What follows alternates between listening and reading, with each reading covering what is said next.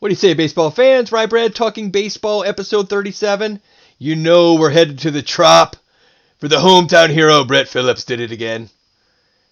Boston 4, Los Angeles Angels 3. Tough break, man. The Angels getting hurt. Big Bob the Heartthrob hits a mammoth bomb. And all of a sudden, Boston wins again. They're tough at home. And the Angels are just reeling. There's just no other way to say it. The Angels are in trouble. They're going to limp home, and Cleveland is playing great right now. I don't know, man. It's just tough for the Angels. We said it was going to be tough, and it looks like it's tough still. And they're separating themselves, Boston, from the Angels if it comes down to wild card later on between those two clubs, as we have been highlighting along this East-West thing. Rays swept the Angels. Angels losing here to Boston. They're going to have to come back against somebody. Because if their number is that crooked against the East, they're not going to be competitive at the end of the year when it comes down to the wild card. Because we'll touch on the Central right again here after Kansas City finally got a win. Last time Kansas City won a game, they were in first place. Fast forward 2 weeks, they're 6.5 games out. They won a 7-inning game and then lost the next one. That is still a free fall. As far as I'm concerned in Kansas City, that correction was coming, but I think they're better than they're playing now, and they weren't as good as they were playing before. But it's going to come down to East and West here. Yankees win 5-4 at Baltimore. Seattle beats Cleveland. Kelnick, first hit, first bomb. Congrats. We've been tracking him. He's the silky smooth prospecty guy. San Diego, St. Louis did not disappoint.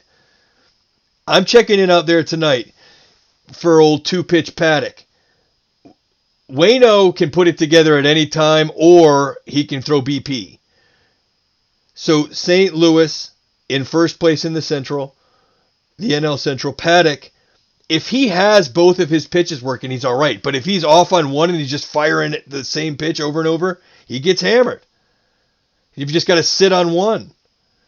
So when he's sharp, he looks so impressive. He really looks the part, does Paddock. So he's withstood all the vitriol from the San Diego fans. They're hard on him.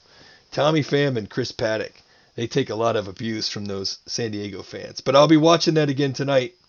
Those are great matchups. It was awesome flipping around last night. Great slate all over the place. All this talk that I've seen on social media about, like, don't believe the hype about baseball. It's not as good as it used to be. Man, it's better. It's exciting and it's great. But let's go a little bit deeper into that Mets and Rays game.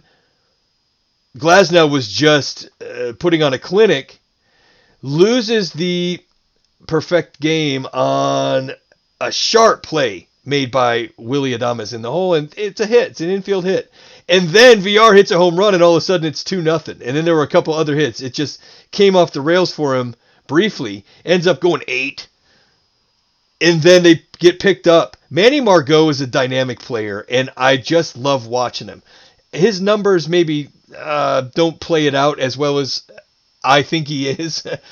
I think his trend is up. He gets thrown out stealing or whatever, but he's aggressive on the base paths, dynamic player, and fun to watch. Mike Zunino's hitting home runs at Tropicana Field that are just absolute blasts. I've seen hundreds of games there in person, and the places where these balls are ending up that he's hitting, upper deck there, out into that porch area, that's a bomb, man. That is a shot. It was 117 off the bat yesterday, and got him on the board. Here come the Rays, and hometown hero Brett Phillips brings the joy back in the house. I wake up my kid. Oh, man, it was so awesome. I'm just so happy that Brett Phillips is in my life. Maverick.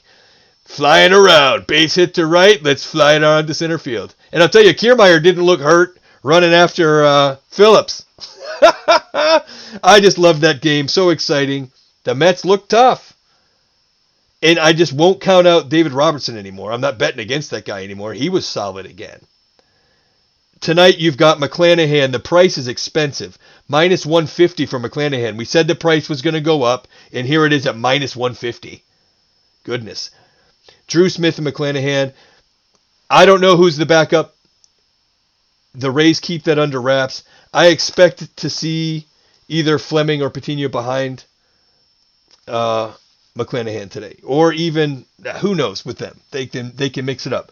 But McClanahan's going to go as far as he can, and with that 100-mile-per-hour heater from the left side, it's going to be something new for those Mets hitters at least the first time through. But it's too expensive not touching it. And if we didn't touch on it before, old Big Bob the Heartthrob's home run late for Boston, the fans are tough on old Big Bob. They want him to succeed so bad, and he came up huge for them last night. And the Angels are reeling. It's Bundy at Perez. If they're going to win one, this looks like a good opportunity. But the way the Angels have been playing, you can't expect it. The top of their order is fine. If you look, I don't think anybody that was batting 6 or below got a hit. And it just, the lineup seems to just die out down there. And it's just dynamic at the top. And you'll wind up getting to the top of the order with 2 outs. And then have the top of the order up, get a run or two, and then you're back into the dead zone. It's been that way for the Angels all the way through. Texas is at Houston still. Houston I expect to keep going, but it's Dunning. Be careful if you're going to take Houston there. Dane Dunning's a tough pitcher. New York's at Baltimore. Domingo Germán is whatever you want to think about him personally. He's pitching well. So you can look for the Yankees to keep it rolling against Baltimore. We're taking A's and Twins again. We won with that. The Reds came up a little short for us, but A's and Twins again. It's Barrios for the Twins, but the number is plus 125. And we've talked about Cole Irvin on this show before. I've watched him twice, and both times just been super impressed. The guy carries himself on the mound and just fires strikes. He's impressive.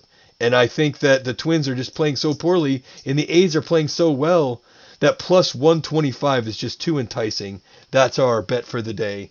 A's plus 125 at the Twins.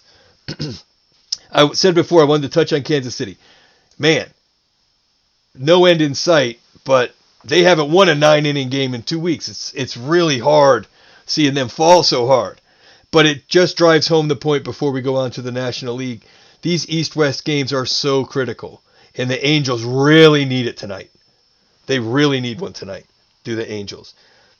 I expect Seattle to get back on the horse against Cleveland. I hope they can. I want to keep that AL West close because the Angels are falling out of it. I'm not saying that they're going to be falling out of it, but if their pitching doesn't come around, it's not going to matter how good Walsh, Ohtani, and Trout and Rendon can hit back to back to back in that 4-person order. Because that's only going to carry you so far if your pitching can't carry some water.